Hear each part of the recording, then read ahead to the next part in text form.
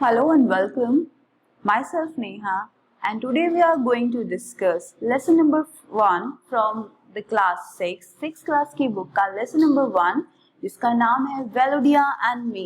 I hope आपको इस lesson के explanation अच्छे से clear होंगे and on the basis of those explanation we try to sort out the question answers we have in our exercise. So remind all the explanation. एक बार सारे explanation को अपने दिमाग पे फिर से remind कर लीजिए ताकि you people are able to understand all the answer which I am going to give you and make you understand. So lesson का नाम है Valeria and Me.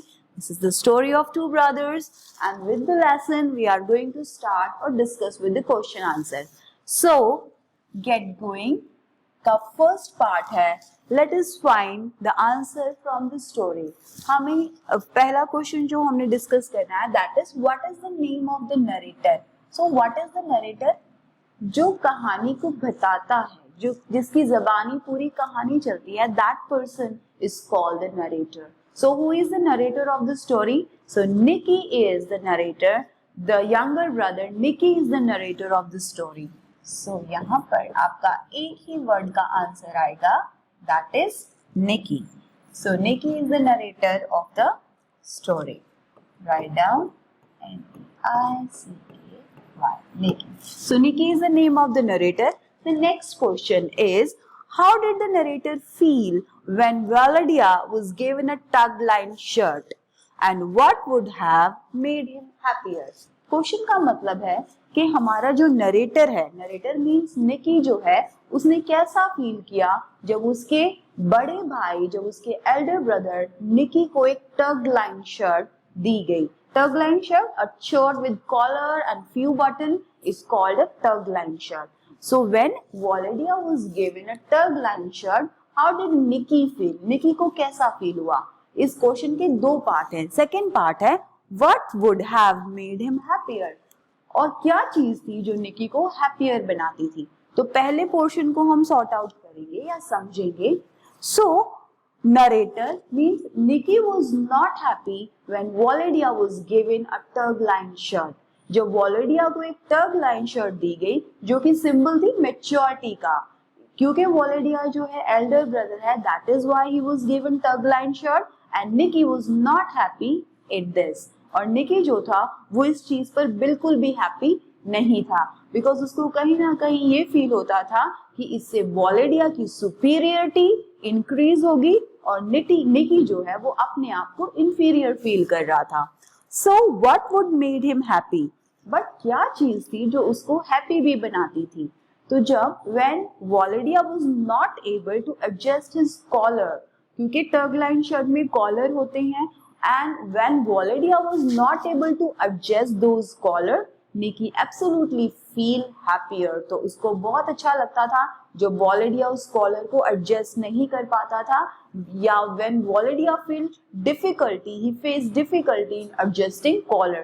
तो जब उसको प्रॉब्लम होती थी अपने कॉलर को एडजस्ट करने में, तो निकी को खुशी होती थी कि Valedia परेशान हो रहा है, और निकी हर उस चीज से खुश होता था जिसमें वॉलेडिया की क्वालिटीज कम होती थी, because Nicky was feeling envious and jealousy against Valodia. क्योंकि जो निकी की फीलिंग थी वो वॉलेडिया के लिए कैसी थी? एनिवियस थी, ईर्ष्या की थी, जेलेसी की थी. He is always feel jealous toward his brother Valodia. Fine. So this is the answer of second question. Now come to the third question. Name some of Valodia's hobbies. हमने जब ये लेसन पढ़ा था तो Valodia is a kind of person who has lots and lots of hobby. Valodia एक ऐसा person, एक ऐसा बच्चा है जिसकी रोज नई हॉबीज डेवलप होते हैं. So what kind of hobbies he is having? He just love to painting, उसे पेंटिंग करना पसंद है. He just love to clicking photographs, उसे फोटोग्राफ्स को क्लिक करना पसंद है. And thirdly he also love to collect those things which decorate his house. उसको वो सारी छोटी छोटी चीजें इकट्ठा करना. He just love to collect those things and with these things he just decorate his house. वो छोटी छोटी bottles, sand की bottle, इस तरह की चीजें इकट्ठा करता है जिससे वो अपने हाउस को डेकोरेट कर सके. And fourth thing is that he also love to read novels. उसको नॉवेल्स पढ़ना पसंद है and he just read the novels on slay, और वो इतने ज्यादा नॉवेल्स पसंद करता है पढ़ना कि उसे वो नॉवेल्स स्ले का मतलब है छुप कर पढ़ने पड़ते हैं. So he just love painting, he just love clicking photographs, he just love collecting different kind of things, or he just love to read novels on slate. तो ये सारी 4 क्वालिटीज जो हैं हम वॉलेडिया के अंदर उसकी 4 हॉबीज जो हैं हम मेंशन कर सकते हैं. ठीक है, अब आता है आपका question number 4. So that is, what about Validia did the narrator envy the most? So इस क्वेश्चन को समझने से पहले आप envy वर्ड को फिर से समझेंगे. I have told you so many times before that what is the meaning of envy. envy का मतलब होता है ईर्ष्या करना, जलन जो है फील करना, चिढ़ना किसी से is called envy. So question ये है कि what about Validia did narrator envy the most? Narrator में आपको फिर से बताऊं निकी के लिए यूज हुआ है, तो निकी के अंदर ऐसा क्या था जिससे वो वॉलेडिया से ईर्ष्या फील करता था. सॉरी, वॉलेडिया के अंदर ऐसा क्या था, वॉलेडिया के अंदर ऐसी कौन सी क्वालिटीज थी जिससे निकी जो था वो एनवियस फील करता था. So Valodia is very large hearted fellow. Valodia का दिल जो था वो बहुत बड़ा था. He just love everybody. He just वो अपने आसपास की जितने भी रिलेशनशिप है उनके साथ बहुत ही पोलाइट है. He just love everybody. He also love Nikki. So this is the quality that Validia have, and Nikki is envious about that quality. और यही वो क्वालिटी है जो निकी को अपने अंदर फील नहीं होती और वो वॉलेडिया से चिढ़ता है कि कैसे एक ऐसा पर्सन है जो सबके लिए लव अफेक्शन वाली फीलिंग रखता है और सबको हेल्प करना चाहता है. So Valodia's large heartedness is the quality that Nikki is envious about. Fine. So question number 5 पर आते हैं. Describe the incidents that made Validia angry with his brother. Question को अच्छे से समझेंगे. इंसिडेंट्स का मतलब होता है कोई भी वाक्य, कोई भी घटना. सो वो कौन सी घटना थी जिससे वॉलेडिया जैसा पीसफुल बच्चा भी अपने ब्रदर निकी को लेकर एंग्री हो गया था. एंग्री मीन उसको गुस्सा आ गया था. क्यों वॉलेडिया और निकी के बीच में ये वाला सिचुएशन या इंसिडेंस आया था? तो वो इंसिडेंस वो था when Nicky accidentally happened to broke Valodia's treasure. जब निकी ने एक्सीडेंटली मतलब गलती से, जानबूझकर नहीं, गलती से वॉलेडिया के ट्रेजर को ब्रोक कर दिया था. ट्रेजर का मतलब होता है खजाना, और वॉलेडिया का खजाना क्या था?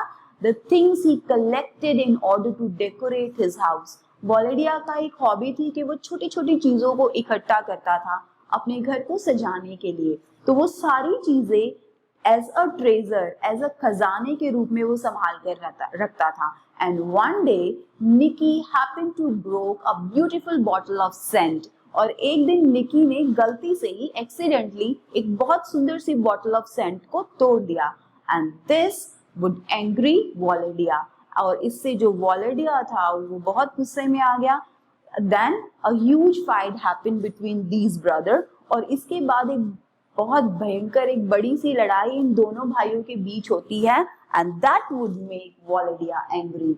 तो निकी का उसके ट्रेजर को तोड़ना, खराब करने वाला जो इंसिडेंस था, उससे वॉलेडिया जो था ही बिकम वेरी एंग्री.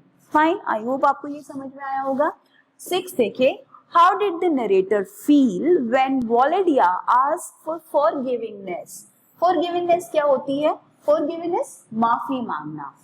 जब इन दोनों के बीच में एक फाइट हो गई है, and how did the narrator feel? Narrator किसके लिए यूज हुआ है? अगेन निकी के लिए. तो सारा इंसिडेंस होने के बाद वॉलेडिया को ये रियलाइज होता है कि शायद वो अपने भाई के लिए कुछ ज्यादा ही एग्रेसिव, कुछ ज्यादा ही एंग्री हो गया है. सो दैट इज व्हाई वॉलेडिया, जो बड़ा भाई है, he decided to just say sorry to his little brother निकी. और जब वो निकी को सॉरी बोलता है, उससे माफी मांगता है, तो निकी का क्या रिएक्शन होता है ये हमें बताना है. So Nicky was over emotional at that. Nicky जो है बहुत इमोशनल हो जाता है. Tears come from his eyes. उसकी आंखों से टीयर्स बहने लगते हैं. He was just trembling at that moment. और वो जो है उस मोमेंट में ट्रम्बल करने लगता है. ट्रम्बल मतलब कांपने लगता है. and he was getting over emotional at that. और वो वॉलेडिया के इस बिहेवियर से कि बड़ा भाई होने के बाद भी Valodia is feeling sorry for him, तो निकी को बहुत ओवर इमोशनल फील होता है. तो आप डिस्क्राइब करेंगे tears come from his eyes, उसकी आंखों से टीयर्स आने लगते हैं. His whole body started trembling, उसकी पूरी बॉडी ट्रम्बल करने लगती है. So this is all what the narrator feel or the Nikki feel. So these are the 5 questions we have discussed. Now come to the second part of the question is, let us read between the line. इनमें same आपको answer देने हैं और questions को समझना है. But इसमें क्या है कि आपको अपना ओन ओपिनियन जो है, आपका अपना विचार क्या है इन क्वेश्चंस को लेकर, वो भी डिस्क्राइब करना है as well. So what in your opinion was the reason behind the narrator's moral anguish? Why couldn't he understand? So आपको अपना ओपिनियन मतलब आपको अपना विचार बताना है. What in your opinion was the reason behind narrator's moral anguish? अब यहाँ पर नरेटर अगेन निकी के लिए फील हुआ है. यहाँ जो क्वेश्चन आपको जो चीज आपको समझनी है that is moral anguish. Moral anguish क्या होता है, क्या रीजन था कि नरेटर जो है वो मोरल एंग्विश फील कर रहा है. मोरल एंग्विश, उस मोरल एंग्विश का मतलब, मोरल का मतलब होता है नैतिक, एंग्विश का मतलब होता है गुस्सा होना. क्यों उसे उसको ऐसा फील होता है कि समवेयर वो गलत है, फिर भी वो मोरल एंग्विश फील कर रहा है. तो इसके पीछे का रीजन बताना है why Nicky was feeling that kind of moral anguish. तो इसका रीजन ये है कि Valodia is his elder brother और Nicky feel the kind of envious feeling toward him. और निकी को हमेशा अपने भाई की क्वालिटीज को देखकर एक एनिवियस फीलिंग आती है. वो हमेशा अपने भाई से चिढ़ता है, एक फीलिंग ऑफ जेलसी रखता है. दैट इज व्हाई वो अपने भाई से he become far away from his brother. वो धीरे धीरे अपने भाई से इमोशनली दूर होता जा रहा है. And this feeling of jealousy and enviousness cause moral anguish. तो उसको अपने आप से ये कहीं ना कहीं गिल्टी कॉन्शियस होती है कि वो क्यों अपने भाई के साथ जो है एनिवियस फीलिंग रखता है. And why couldn't he understand, और उसको ये समझ में नहीं आता कि वो क्यों अपने भाई के साथ इस एनिवियस फीलिंग को रखता है. बिकॉज क्योंकि उसके भाई के अंदर ज्यादा क्वालिटीज हैं एंड निकी जो है वो उसके कंपैरिजन में कम क्वालिटीज रखता है. So that is why he was not able to understand why he is creating that kind of feeling toward his brother. Next question. Why did the narrator smile even when he did not feel like smiling?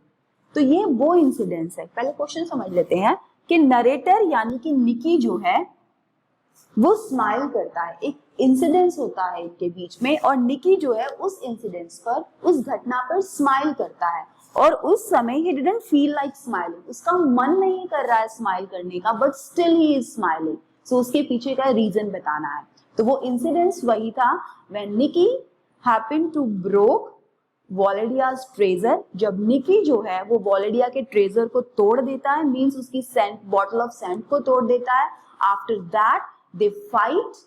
उसके बाद they had a huge fight. उसके बाद इन दोनों भाइयों के बीच में एक बड़ी सी लड़ाई होती है और उस लड़ाई के बाद निकी स्टार्टेड स्माइलिंग. ही जस्ट स्टार्टेड स्माइलिंग दो ही उसको खुद से फील हो रहा है, दो he is feeling ashamed of himself. हालांकि निकी को कहीं ना कहीं अपने व्यवहार पर गलती महसूस हो रही है, but still he is smiling because he just want to humiliate his brother. वो अपने भाई को नीचा दिखाना चाहता है. दैट इज व्हाई, और नीचा दिखाने को क्या कहते हैं, ह्यूमिलेट करना. So he just want to humiliate his brother. That is why he just keep on smiling. So third question पर आ जाइए. Why do you think the narrator felt scared and ashamed in the presence of his brother? आपको ऐसा क्यों लगता है कि narrator जो था वो scared था, डरा हुआ था, and he is also ashamed. Ashamed का मतलब होता है शर्मिंदगी फील करना. उसे शर्म आ रही थी in the presence of his brother. Presence का मतलब होता है मौजूदगी में. Nikki after having fight with his brother he start feeling scared. उसको डर लगने लगा था और उसको ashamed भी फील होने लगा था जब भी वो अपने भाई की मौजूदगी में उसके सामने जाता था. So why he is feeling this? Again हम इसका आंसर सारा जितने भी ज्यादातर क्वेश्चन है सबका आंसर उस एक इंसिडेंस में छुपा हुआ है. Because Niki was feeling ashamed because he had a huge fight with his brother. Nikki was feeling ashamed, उसको शर्म आ रही थी because he had a huge fight. उसकी एक बड़ी सी fight हुई थी with his elder brother, अपने बड़े भाई के साथ, and he argued with him और उसने उनके साथ बहुत बहस की थी, and that is why he is feeling ashamed and scared in the presence of his brother. So यही कारण था कि वो अपने भाई की मौजूदगी में उससे आंखें नहीं मिला पा रहा था. He was feeling ashamed, उसे शर्म आ रही थी और साथ में उसे डर भी लग रहा था. Now come to the question number 4. What was the irresistible feeling that made the narrator turn away? Irresistible feeling का मतलब, irresistible का मतलब होता है जिसे हम टाल नहीं सकते, जिसे हम बिल्कुल नहीं, जिसको हम इग्नोर नहीं कर सकते. फीलिंग का मतलब आप सभी को पता है, जो हमारी भावनाएं होती हैं उनको हम फीलिंग कहते हैं.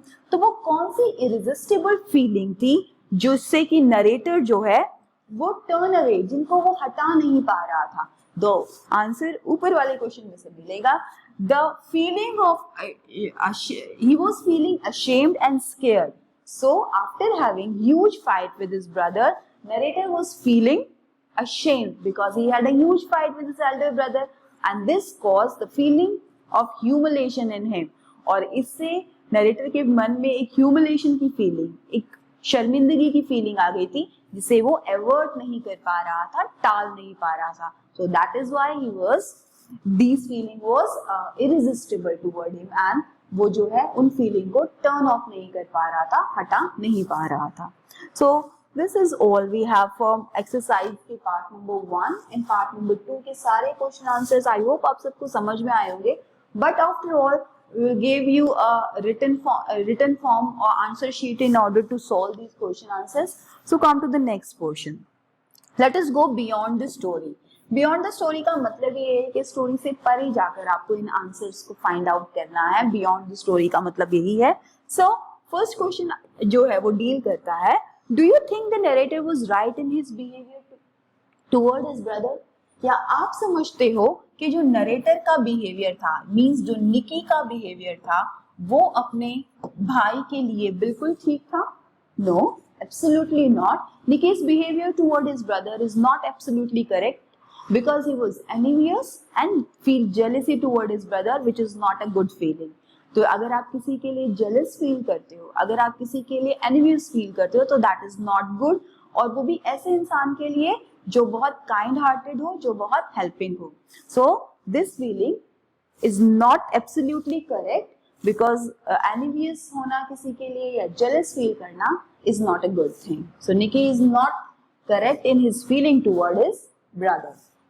Now come to the second question. How old do you think the narrator was at the time of these events? Give a reason for your answer.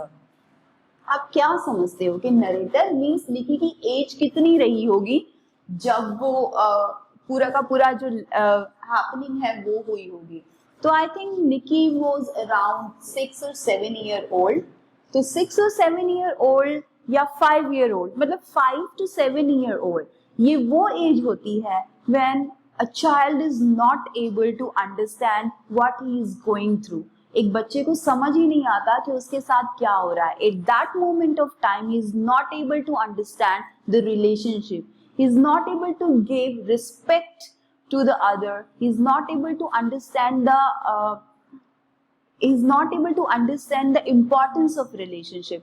तो शायद निकी की एज जो है 5, 6 या 7 के अराउंड रही होगी बिकॉज जो kind of immaturity he is showing, that shows that he is about the 5 or 7 year old.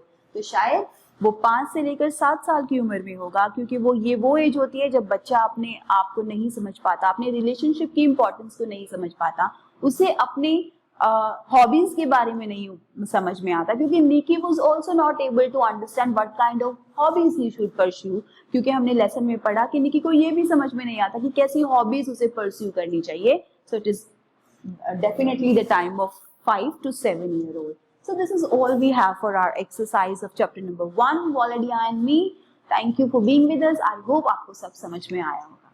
Thank you so much.